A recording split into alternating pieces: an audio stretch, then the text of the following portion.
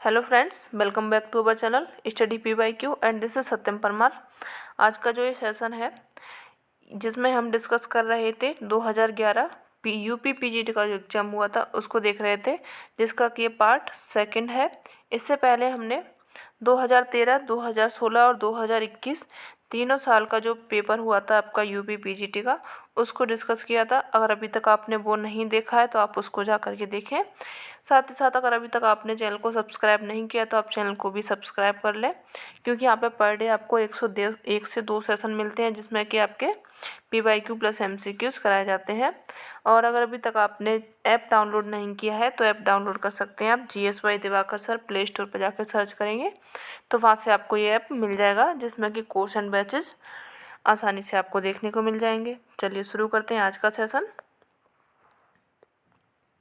कुल सौर ऊर्जा का सर्वाधिक भाग होता है। सबसे ज़्यादा सौर ऊर्जा का भाग कैसे होता है, वो आता है अपने यहाँ पे पृथ्वी पर किस तरीके से आता है, दीर्घ तरंगों के रूप में, लघु तरंगों के रूप में, या फिर मध्य तरंगों के रूप में, या फिर परावैंगी तरंगों के रूप में। तो जो भाग आता है पृथ्वी पर वो आता है लघु तरंगों के रूप में। ठीक है, बी ऑप्शन इसका सही हो जाएगा। व्याख्या इसकी देख लेते हैं। पृथ्वी कुल सौर ऊर्जा का सर्वाधिक भाग लघु तरंगों के रूप में प्राप्त करती है। जब वो सूर्य से प्राप्त ऊर्जा प्राप्त करती है पृथ्वी, तो वो किस रूप में आती है, लघु तरंगों के रूप में आती है। और इस अवशोषित ऊष्मा को दीर्घ तरंगों के रूप में विकसित करती है, विकिरित कर देती है, यानी कि परावर्तित करती है। अब जो ऊष्मा है उसको अवशोषित कर लेती है, लेकिन जब वो परावर्तित करती है तो वो कैसे कर देती है, दीर्घ तरंगों के रूप में करती है, जिसे कि भौमिक विकिरण कहा जाता है। क्या कहा जाता है इसको, भौमिक विकिरण कहा जाता है। पृथ्वी औसत तापमान एक समान रहता है। जो पृथ्वी पर तापमान रहता है वो कैसा रहता है, एक समान रहता है। यह सूर्याताप एवं भौमिक विकिरण में संतुलन के कारण ही संभव हुआ है।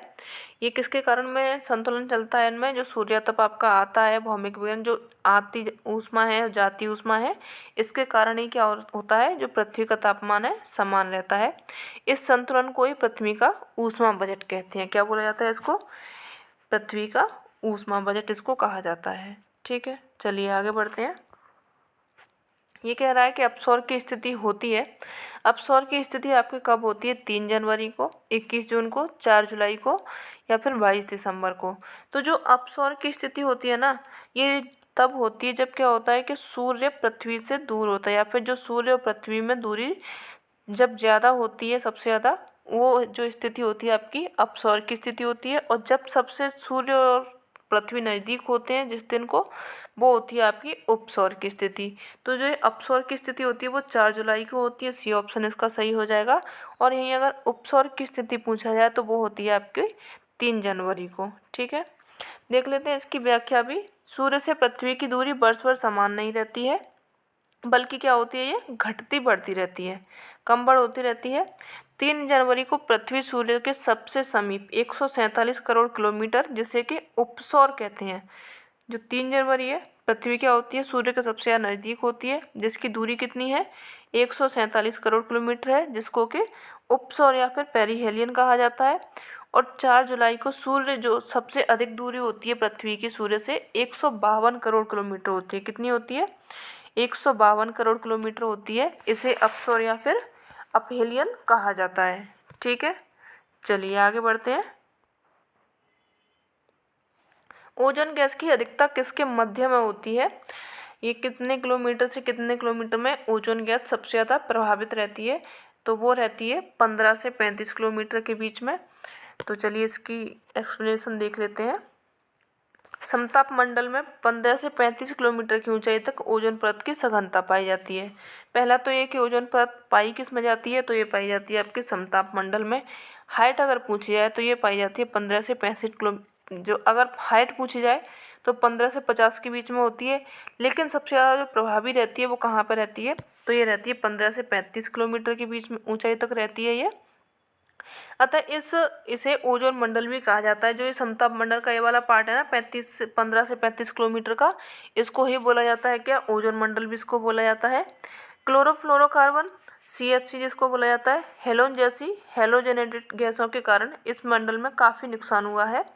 ये जो CFC है आपकी, क्लोरोफ्लोरोकार्बन है, हेलोन है, इन जैसी ये गैस है, इनके कारण क्या हुआ है, जो ओजोन परत है इसमें काफ़ी नुकसान देखने को मिला है। समताप मंडल के निचले भाग में अर्थात 20 किलोमीटर की ऊंचाई तक तापमान जो रहता है लगभग कैसा रहता है, स्थिर रहता है, कोई घटबढ़ नहीं होती, उसमें कोई भी कम या बढ़ना नहीं रहता है। परंतु जब ऊपरी भाग में जाएंगे आप 50 किलोमीटर की ऊंचाई तक तापमान कैसा होता है, क्रमशः बढ़ता जाता है। जब आप ज़्यादा हाइट पर पहुंचोगे, 20 से ऊपर की हाइट में पहुंचोगे तो तापमान क्या होता है, बढ़ता जाता है। इसका कारण यह है कि यहाँ सूर्य की पराबैंगनी किरणों का अवशोषण करने वाली ओजोन गैस मौजूद होती है। जो गैस है आपकी ओजोन परत 15 से 35 किलोमीटर के बीच में है। तो ये क्या करती है, जब सूर्य से जो किरणें आती हैं पराबैंगनी किरणें, तो ये उन लोगों को अवशोषित कर लेती है। इसी के कारण क्या होता है कि वहाँ पर तापमान बढ़ता जाता है। जो 20 किलोमीटर तक का जो तापमान है वो कैसा रहता है, स्थिर रहता है, लेकिन 20 से ऊपर जाएंगे तो तापमान बढ़ता जाता है। ठीक है, चलिए आगे बढ़ते हैं। अभिवाहनिक व्युत्क्रमण होता है, ये क्या होता है, उच्च धरातल पर वायु के संपीड़न से चक्रवात के समय पे या फिर मेघाच्छादित आकाश से। तो जो ये होता है अभिवाहनिक व्युत्क्रमण, ये होता है चक्रवात के समय पे। देख लेते हैं इसकी एक्सप्लेनेशन। अभिवाहनिक जो व्युत्क्रमण है चक्रवात के समय उत्पन्न होता है, इसलिए इसे चक्रवाती प्रतिलोपन की संज्ञा दी जाती है। क्या बोला जाता है इसको, चक्रवाती प्रतिलोपन बोला जाता है। शीतोष्ण कटिबंधों में चक्रवातों के शीत वातावरण में जब भारी तथा जो शीतोष्ण कटिबंध के चक्रवात होते हैं उनमें शीत वातावरण के टाइम में जब भारी हवा और ठंडी हवा जो होती है, गर्म हवा प्रदेश में प्रवेश कर जाती है। जब क्या होती है, ठंडी हवा और भारी हवा जो होती है, ठंडी होती है तो वो भारी होती है, गर्म होती है तो वो हल्की होती है। तो जो ठंडी हवा होती है अपने भारीपन के कारण ठंडी हवा हल्की गर्म हवा को धकेल देती है। जो क्या होती है, ठंडी हवा होती है वो जो गर्म हवा होती है उसको ढकेल देती है आगे। ये होगी आपकी गर्म हवा, ये होगी आपकी ठंडी हवा। इसमें भारीपन है, इसमें हल्कापन है। तो ये क्या होती है, ये इसको ढकेल देती है, गर्म हवा को ढकेल देती है और इसे तापीय प्रतिलोपन की स्थिति कहा जाता है। ये क्या हो जाती है, गर्म हवा ऊपर पहुंच जाती है, ठंडी हवा नीचे पहुंच जाती है। इसी को बोला जाता है क्या, तापीय प्रतिलोपन इसको बोला जाता है। ठीक है, चलिए आगे बढ़ते हैं।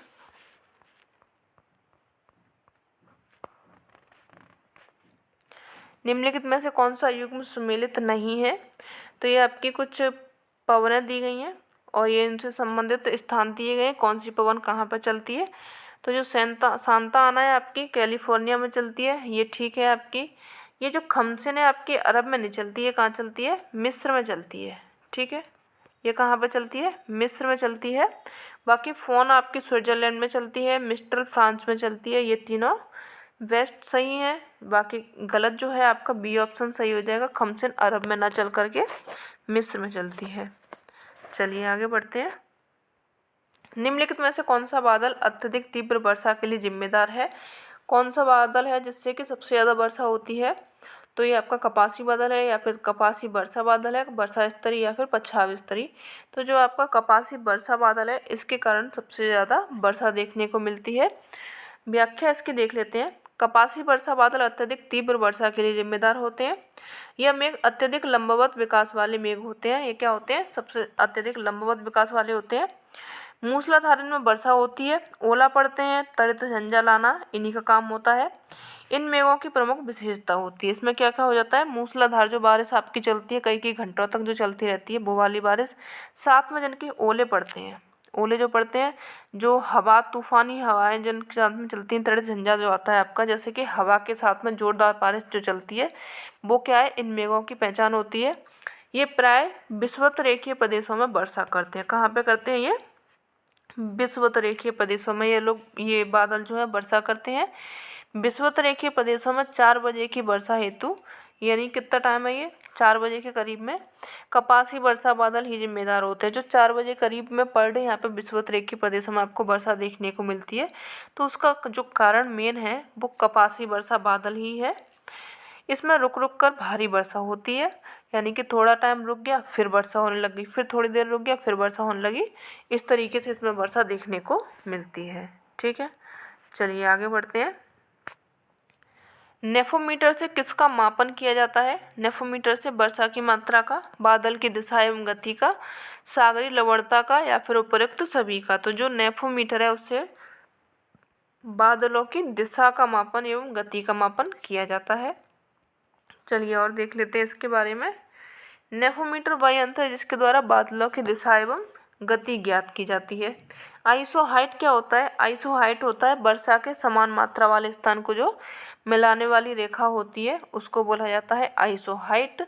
एवं आइसोहेलेन क्या होता है? ये क्या होती है? लवणता को मापती है। समुद्र जल में खारेपन की समान मात्रा यानी कि जो समान लवण वाले स्थान को प्रदर्शित करती है उसको बोला जाता है आइसोहेलाइन। चलिए आगे बढ़ते हैं। बिलिबिली किस प्रकार के तूफान है? बिलिबिली ये कैसा है? आपका शीतोष्ण है, समशीतोष्ण है, या फिर उष्ण है, या फिर ध्रुवीय है। तो जो बिलिबिली है पहले तो ये आता कहाँ पे? ये आता है आपके ऑस्ट्रेलिया में। ठीक है, कहाँ पे आता है ये? आपका ऑस्ट्रेलिया में आता है। और साथ में ये किस प्रकार का तूफान है? तो ये है आपका उष्णकटिबंधीय तूफान। ऑस्ट्रेलिया में भी ये कहाँ पे आता है?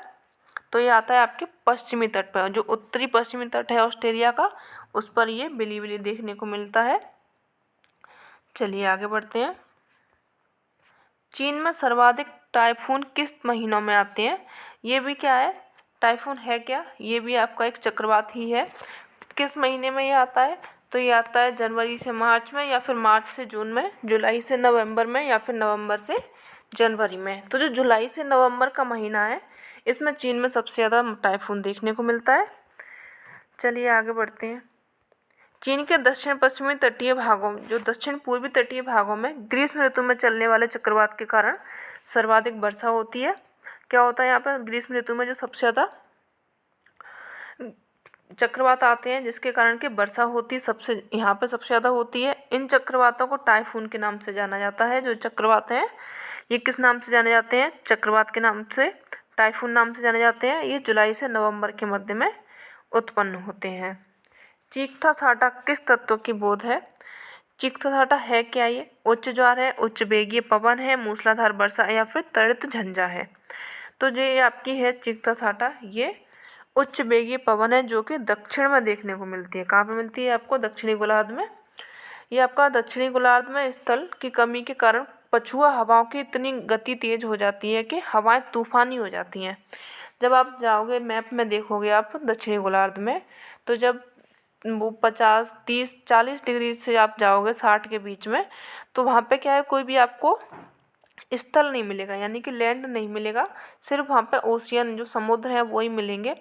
तो जिसके कारण क्या है, जो हवाएं चलती हैं, पछुआ हवाएं, उनको कहीं भी वो टकराती नहीं है, तो उनका वेग इतना तेज हो जाता है कि वो तूफानी हो जाती हैं। हवाएं कितनी हो जाती हैं? तूफानी हो जाती हैं। तो इनका नाम क्या रखा गया है?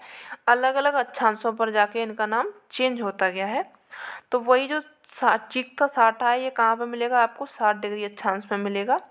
ये क्या होती हैं? जो पछुआ हवाओं के साथ में प्रचंड झंझा चला जाता है। इन्हीं प्रचंडता के कारण ही दक्षिणी गोलार्ध में 40 अक्षांशों के पास में इनको बोला जाता है गरजता चालीसा। जब आप 40 अक्षांश में जाएंगे तो वहाँ पे जो हवाएं चलती हैं उनको बोलते हैं गरजता चालीसा। 50 डिग्री अक्षांश पर जाएंगे तो वहाँ पे भयंकर पचासा, और 60 डिग्री अक्षांश पर जाएंगे तो चीखता साठा, इन नामों से इनको पुकारते हैं।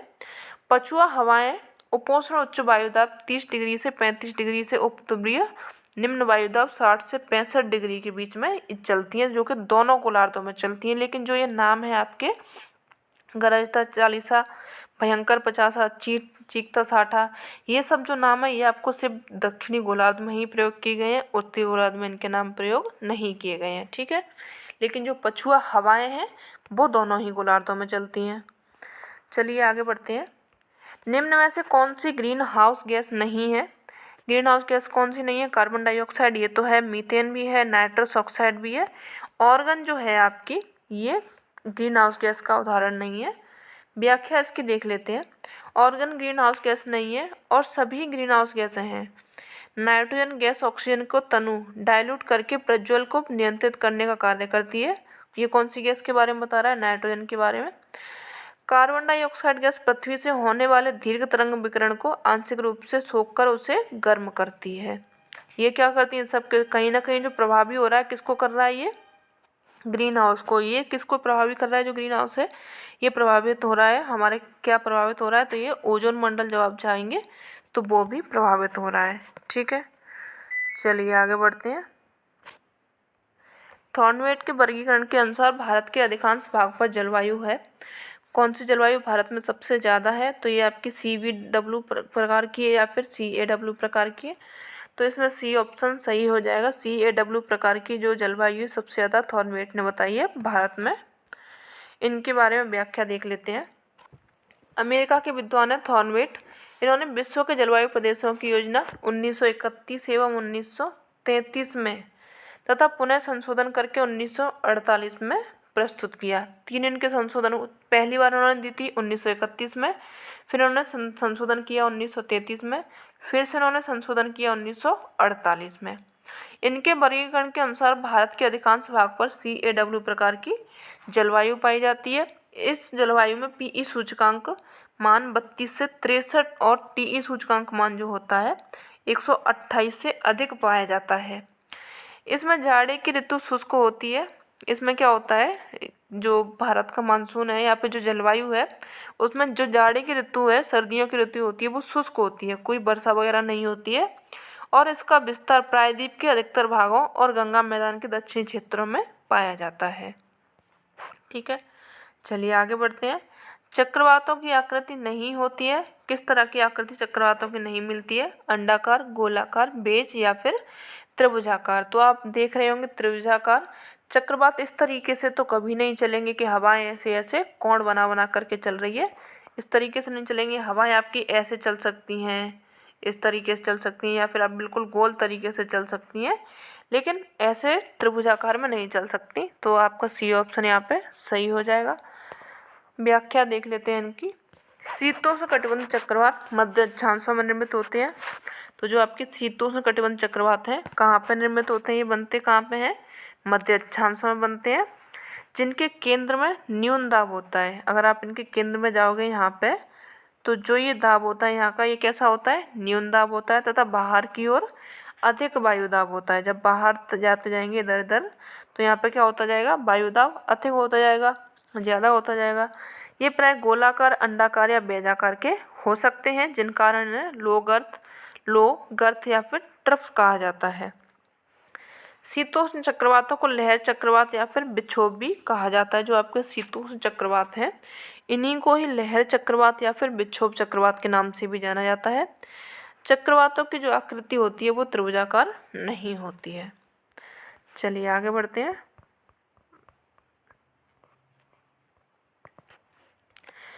उष्ण मानसूनी जलवायु प्रदेशों में सम्मिलित नहीं है। क्या सम्मिलित नहीं है?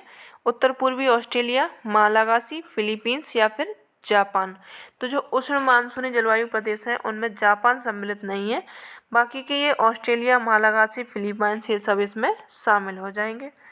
व्याख्या इसकी देख लेते हैं। मानसूनी जलवायु का विस्तार भूमध्य रेखा के दोनों ओर 5 डिग्री से 30 डिग्री अक्षांशों के मध्य पाया जाता है। इस जलवायु के अंतर्गत भारत आता है, बांग्लादेश, म्यांमार, थाईलैंड, ऑस्ट्रेलिया का उत्तर पूर्वी भाग, अफ्रीका तट तथा पश्चिमी मालागासी, फिलीपींस, लाओस, उत्तर तथा दक्षिण वियतनाम आदि प्रदेशों को सम्मिलित किया जाता है। कौन कौन से क्षेत्र आ जाते हैं? जो आपके 5 डिग्री से 30 डिग्री अक्षांशों के बीच में है, जिनमें आप मैप में देख पाएंगे कि भारत आ जाएगा, बांग्लादेश है, म्यांमार है, थाईलैंड, ऑस्ट्रेलिया, पूर्वी अफ्रीका हो जाएगा, मालागासी, फिलीपींस, लाओस, वियतनाम, ये सब किस में आ जाएंगे? मानसूनी जलवायु के क्षेत्र में आ जाएंगे। ठीक है, चलिए आगे बढ़ते हैं। फ्रेंड्स, अगर आप इसके साथ में ही अन्य किसी भी एग्ज़ाम की, जो भी आपका कॉम्पिटिटिव एग्ज़ाम है उसके लिए आप जीएस पढ़ना चाहते हैं, तो मेरा अदर एक चैनल है कॉम्पिटिटिव क्लासेस सत्यम परमार के नाम से, तो वो अभी आप ज्वाइन कर सकते हैं, जिसमें अभी फ़िलहाल मैं हिस्ट्री एंड ज्योग्राफी कंप्लीट करा रही हूँ, साथ में ही पॉलिटी भी है। तो अगर अभी तक आपने उस चैनल को सब्सक्राइब नहीं किया तो आप उस चैनल को भी सब्सक्राइब कर लें। ठीक है, चलते बढ़ते हैं नेक्स्ट क्वेश्चन की ओर में। निम्न में से किस क्षेत्र में शीतकाल में वर्षा तथा ग्रीष्मकाल शुष्क रहता है?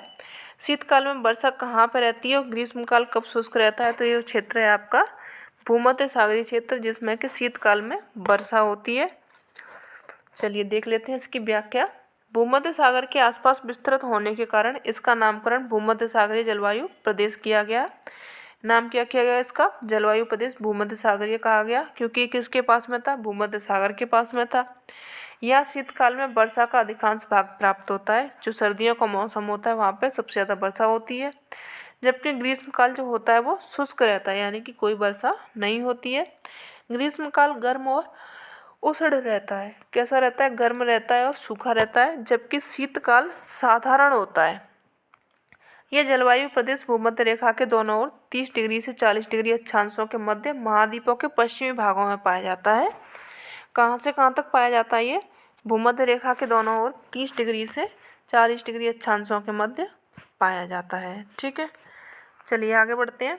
वाताग्र लहर सिद्धांत का प्रतिपादन किस विद्वान ने किया था? तो ये जो वाताग्र लहर सिद्धांत दिया था, ये बर्कनीज महोदय ने दिया था। ए ऑप्शन इसका सही हो जाएगा। चलिए देख लेते हैं इसकी व्याख्या।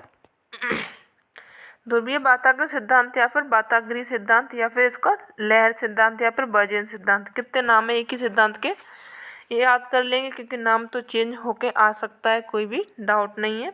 ध्रुवीय वाताग्र सिद्धांत या फिर वाताग्रीय सिद्धांत या फिर इसका लहर सिद्धांत या फिर बर्जेन सिद्धांत। इसका जो प्रतिपादन किया था बी बर्कनीज एवं जे बर्कनीज ने किया था 1918 में। कब किया था इसका प्रतिपादन? 1918 में किया था। यह सिद्धांत मुख्य रूप से वाताग्रों के निर्माण प्रक्रिया पर आधारित है। ये किसके आधारित है? जो वाताग्र बनते हैं आपके फ्रंटल जो बनते हैं फ्रंट्स, उन पर उनकी जो निर्माण प्रक्रिया है उनके आधार पर है ये। इस सिद्धांत के अनुसार चक्रवातों का आविर्भाव वाताग्र बनने के कारण होता है। जब दो विभिन्न तापमान वाली वायु राशियाँ, जैसे कि एक गर्म वायु राशि हो गई, एक ठंडी वायु राशि हो गई, और ये जब वायु राशियाँ विपरीत दिशाओं से आकर के आमने सामने मिलती हैं, इधर से क्या आ रही है? गर्म हवा आ रही है और इधर से एक ठंडी हवा आ रही है, और ये जब मिलती हैं तो क्या बन जाता है? फ्रंटल या फिर वाताग्र बन जाता है, जिसके कारण के चक्रवात की स्थिति बनती है। ये किसने कहा था? बर्कनीज महोदय ने कहा था। सिद्धांत इन्होंने अपना 1918 में दिया था। सिद्धांत सभी इम्पोर्टेंट हैं, जो भी इनमें पूछे जाते हैं, डेट इनकी जो पूछी जाती है ये सभी इम्पोर्टेंट हैं, क्योंकि सिद्धांत चेंज नहीं होते हैं, इनसे क्वेश्चन आते ही रहते हैं। चलिए आगे बढ़ते हैं।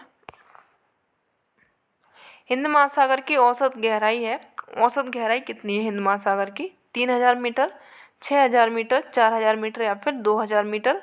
तो जो औसत गहराई है हिंद महासागर की 4000 मीटर है, तथा इसका जो क्षेत्रफल है 7.3 करोड़ वर्ग किलोमीटर है। हिंद महासागर के तट का अधिकांश भाग जो बना हुआ है गोंडवाना के ब्लॉक पर्वतों से निर्मित है। ये किससे बना हुआ है? ज़्यादातर जो पार्ट बना है हिंद महासागर का, जो तट बने हुए हैं उसके, वो बने हैं जो गोंडवाना का टाइम था उसके ब्लॉक पर्वतों से बने हुए हैं, जिसके कारण क्या है? वो ठोस एवं सघन हो गया है, काफ़ी ठोस है क्योंकि वो पत्थरों का बना हुआ है। इस महासागर के सीमांत में मोजाम्बिक चैनल है, लाल सागर है, फारस की खाड़ी है, अरब सागर है, बंगाल की खाड़ी, अंडमान सागर, ये सभी अवस्थित हैं, इसके सीमाएं बनाते हैं। चलिए आगे बढ़ते हैं। दक्षिणी गोलार्ध में जलीय भाग कितने % है? जो जल भाग पाया जाता है दक्षिणी गोलार्ध में 81% है, क्योंकि वहाँ पर अगर आप जाएंगे तो स्थलखंड आपको बहुत कम देखने को मिलेगा। अभी हमने जैसे कि क्वेश्चन में देखा ही था कि जो 40 डिग्री से 60 डिग्री के बीच में वहाँ पर कोई भी लैंड नहीं है, स्थल नहीं है, जिसके कारण कि हवाओं की गति क्या हो जाती है? काफ़ी तेज़ हो जाती है, तूफानी हो जाती है, जिसके कारण कि उनका नाम भी भयानक ही रखे गए हैं। चलिए आगे बढ़ते हैं। महासागरीय जल में लवणता घटती है जब, लवणता कब घटती है महासागरीय जल की? बाष्पीकरण अधिक होता है, हवा का वेग अधिक होता है, भारी वर्षा होती है या फिर आर्द्रता अधिक होती है। तो जब महासागर में क्या होगी? वर्षा आएगी, भारी वर्षा होगी, यानी कि वही जो मूसलाधार वर्षा होती है वो अगर होती रहेगी तो जो लवणता है वो क्या होगी? घट जाएगी। सी ऑप्शन इसका सही हो जाएगा। व्याख्या इसकी देख लेते हैं। महासागरीय जल में लवणता घटती जाती है जब भारी वर्षा होती है, विषुवतरेखीय क्षेत्रों में उच्च तापमान के बावजूद अधिक वर्षा होने के कारण अधिक लवणता नहीं पाई जाती है। यहाँ पे क्या है? हाई टेम्परेचर है, अगर हाई टेम्परेचर होगा तो क्या होती है? लवणता रह जाती है, जो पानी होता है वो बाष्प बन के उड़ जाता है हाई टेम्परेचर में, और क्या होती है? नमक की मात्रा रह जाती है समुद्र में, तो क्या होता है? वहाँ पे लवणता ज़्यादा होती है। लेकिन वहाँ पे लवणता विषुवतरेखीय में इसलिए ज़्यादा नहीं है क्योंकि वहाँ पे डेली वर्षा होती है, अधिक वर्षा होती है, जिसके कारण क्या होती है? लवणता अधिक नहीं पाई जाती। महासागरीय जल में विभिन्न कारणों से लवणता कम होती जाती है। जैसे कि अगर लवणता कम होनी है महासागरीय जल में तो जिसके कई सारे कारण हो सकते हैं। जैसे समुद्र में नदियाँ मिल जाती हैं, जा कर के नदियों का जल पहुँच गया, वायु दाब एवं वायु दिशा हो जाती है। सागरी जल की गतियाँ लवणता की मात्रा को घटा देती हैं। जो गति चलती रहती है, सागरी लहरें जो चलती हैं, उसके कारण भी लवणता पर इफेक्ट पड़ता है। ठीक है, चलिए आगे बढ़ते हैं। टर्की की प्रसिद्ध वॉन झील में कितने % लवणता पाई जाती है? तो कितने % पाई जाती है ये ppm? तो 238, 330, 370 या फिर 420। टर्की की जो वॉन झील है उसमें 330 ppm लवणता पाई जाती है। देख लेते हैं लवणता जो बंद महासागरों एवं झीलों में पाई जाती है उसके दिए गए हैं। वॉन लेक की जो लवणता है वो है 330। मृत सागर की लवणता है 238 ppm और ग्रेट साल्ट लेक की जो यूएसए में है उसकी लवणता है 220 ppm। ठीक है, हाई सैलिनिटी वाली है ये। नेक्स्ट देखते हैं भूमंडल के समस्त महासागरों का औसत तापमान है कितना है ये भूमंडल का? 27 डिग्री सेंटीग्रेड, 17 डिग्री सेंटीग्रेड या फिर 37 डिग्री सेंटीग्रेड या फिर 7 डिग्री सेंटीग्रेड। तो जो तापमान है महासागरों का औसत वो है 17 डिग्री सेंटीग्रेड। बी ऑप्शन इसका सही हो जाएगा। व्याख्या इसकी देख लेते हैं। महासागरीय जल की सतह का औसत दैनिक तापांतर नगण्य लगभग 1 डिग्री सेंटीग्रेड होता है। सामान्यतः सागरीय जल का अधिकतम तापमान दोपहर 2 बजे से लेकर के एवं न्यूनतम तापमान जो मापा जाता है सुबह 5 बजे मापा जाता है। सबसे ज़्यादा तापमान कब होता है? दोपहर के 2 बजे करीब, और न्यूनतम जो होता है करीब 5 बजे, सुबह के 5 बजे। सामान्यतः महासागरीय भाग का औसत ताप 17.2 डिग्री सेंटीग्रेड फ़ारेनहाइट होता है। चलिए आगे बढ़ते हैं। निम्नांकित में से सबसे गर्म सागर कौन सा है? सबसे गर्म सागर जो है आपका लाल सागर है। ए ऑप्शन इसका सही हो जाएगा। सर्वाधिक तापमान घिरे हुए उष्णकटिबंधीय सागरों में होता है। जो उष्णकटिबंधीय सागर हैं, महासागर हैं, उनका तापमान घिरे होने के कारण में होता है। लाल सागर में जल का अधिकतम तापमान 38 डिग्री सेंटीग्रेड तक अंकित किया गया है, जबकि ग्रीष्म ऋतु का जो औसत तापमान होता है वो 29 डिग्री सेंटीग्रेड होता है। तो यानी कि इस हिसाब से इसका तापमान क्या हो गया, काफ़ी ज़्यादा हो जाएगा। चलिए आगे बढ़ते हैं। महासागरों में सर्वाधिक ऊंचे तापमान रहते हैं। सबसे ज़्यादा ऊंचे तापमान किस में रहता है आपका? अटलांटिक महासागर में, प्रशांत महासागर में, आर्कटिक महासागर में या फिर आपका हिंद महासागर में। तो जो सबसे ज़्यादा तापमान रहता है हिंद महासागर में रहता है। सी ऑप्शन इसका सही हो जाएगा। चलिए देख लेते हैं इसकी व्याख्या।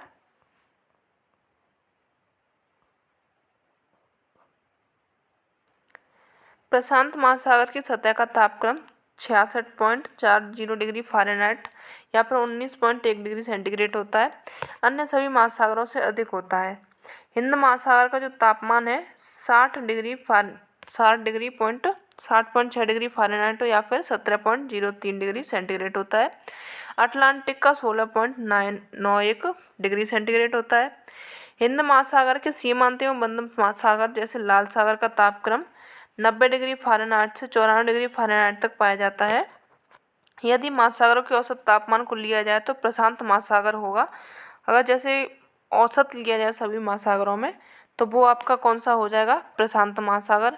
यदि सर्वाधिक तापमान के संदर्भ में पूछा जाए तो हिंद महासागर होगा। अगर सबसे ज़्यादा तापमान पूछा जाए वो किस में होता है तो सबसे ज़्यादा तापमान जो होता है वो हिंद महासागर में होता है। ठीक है, तो इसमें थोड़ा सा क्वेश्चन समझने का है। चलिए आगे देखते हैं। जापानी लोग किस धारा को काली धारा के नाम से जानते हैं? तो जो आपकी क्यूरोसियो की धारा है इसको वो काली धारा के नाम से जानते हैं। बी ऑप्शन इसका सही हो जाएगा। व्याख्या देख लेते हैं इसकी। जापानी लोग हैं जो क्यूरोसियो की गर्म जलधारा को उत्तर विषुवतीय रेखीय धारा का ही विस्तार मानते हैं, उसे ही काली धारा नाम से पुकारते हैं। इसकी तुलना फ्लोरिडा की जो धारा है उससे की जाती है। इस धारा का प्रभाव लगभग 700 मीटर की अधिक गहराई तक पाया जाता है। चलिए आगे बढ़ते हैं। निम्न में से कौन सी धारा अटलांटिक महासागर की धारा नहीं है? कौन सी धारा हो जाएगी वो आपकी? गल्फ स्ट्रीम, कैनारी की धारा, बेंगुएला की धारा, क्यूरोसियो की धारा। तो जो आपकी क्यूरोसियो की धारा है ये अटलांटिक महासागर की धारा नहीं है। बाकी के गल्फ स्ट्रीम, बेंगुएला, कैनारी ये सब किसकी हैं? अटलांटिक महासागर की हैं। जो क्यूरोसियो है वो प्रशांत महासागर की गर्म धारा है। इसका विस्तार फिलीपींस द्वीप तक पहुंचने के बाद में ताइवान तथा जापान तट के साथ में उत्तरी दिशा में बहती है ये, जिसके कारण जापान का तापमान ऊंचा रहता है। जापान का तापमान किसके कारण ऊंचा रहता है, तो ये है आपकी क्यूरोशिबो की धारा। और वर्षा होती है यहाँ पे होक्काइडो के तट पर ओयोशियो जलधारा से मिलकर कुहारे का ये निर्माण करती है, क्योंकि जो ओयोशियो जलधारा है आपकी वो कैसी है, वो गर्म जलधारा है। और जो क्यूरोशियो है वो ओयोशियो जो आपकी धारा है वो ठंडी जलधारा है, और क्यूरोशियो ये गर्म जलधारा है। जब गर्म और ठंडी जलधारा आपस में मिलती है तो वहाँ पे क्या बनता है, एक कोहरा फ्रंट फॉग का निर्माण होता है। चलिए आगे बढ़ते हैं। भारत में प्रवाल रचना पाई जाती है, कहाँ पे पाई जाती है ये, खंबात की खाड़ी में, मन्नार की खाड़ी में, गोवा के निकट, या फिर अंडमान द्वीप समूह में। तो इसका जो ऑप्शन सही हो जाएगा, मन्नार की खाड़ी भी हो जाएगा एवं अंडमान द्वीप समूह, दोनों ही ऑप्शन सही हो जाएगा। तो इसको सिर्फ आप नॉलेज के बेस पर देख लीजिए। आंसर इनमें से इस बार डबल आ गए हैं, लेकिन आगे तो चलकर एक ही आएगा कोई भी। भारत में स्थित लक्षद्वीप समूह प्रवाल द्वीपों के उदाहरण है। ये अंतर सागरी चबूतरों पर चूने पर निर्भर करने वाला मूंगा जीवों के अस्थि पंजरों से निर्मित होते हैं। भारत में प्रवाल की रचना मन्नार की खाड़ी, कच्छ की खाड़ी, अंडमान एवं निकोबार द्वीप समूह में पाई जाती है। ठीक है, तो कहाँ कहाँ पे ये प्रवाल पाए जाते हैं, कच्छ की खाड़ी में पाए जाते हैं, मन्नार की खाड़ी में पाए जाते हैं, अंडमान एवं निकोबार में भी पाए जाते हैं। चलिए आगे देखते हैं। सागरी निक्षेपों का सर्वप्रथम विस्तृत अध्ययन किसने किया था?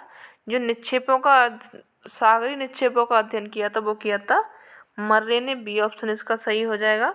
वे सभी पदार्थ जो महासागरीय नितल पर एकत्रित होते हैं, यानी कि जो महासागर का तल आता है, एकदम पॉइंट आता है, उन पर जो कोई भी मलबा या फिर कुछ भी कंकड़, मिट्टी, पत्थर एकत्रित जमा हो जाते हैं, उसी को महासागरीय निक्षेप कहा जाते हैं। मर्रे ने सर्वप्रथम इसका विस्तृत अध्ययन किया एवं इन्होंने एक सिद्धांत दिया था, स्थिर स्थल सिद्धांत। ये किसका सिद्धांत है? स्थिर स्थल सिद्धांत जो दिया था मर्रे ने दिया था। ये किस पर था? सागरीय निक्षेपों पर, जो निक्षेप होते हैं सागरीय निक्षेप, उन पर आधारित था। ठीक है, तो आज के सेशन में सिर्फ इतना ही। सेशन कैसा लगा ज़रूर बताएं। अगर अच्छा लगा हो तो सेशन को लाइक करें, चैनल को सब्सक्राइब करें एंड अपने फ्रेंड्स तक को शेयर करें। मिलते हैं नेक्स्ट सेशन में, तब तक के लिए धन्यवाद।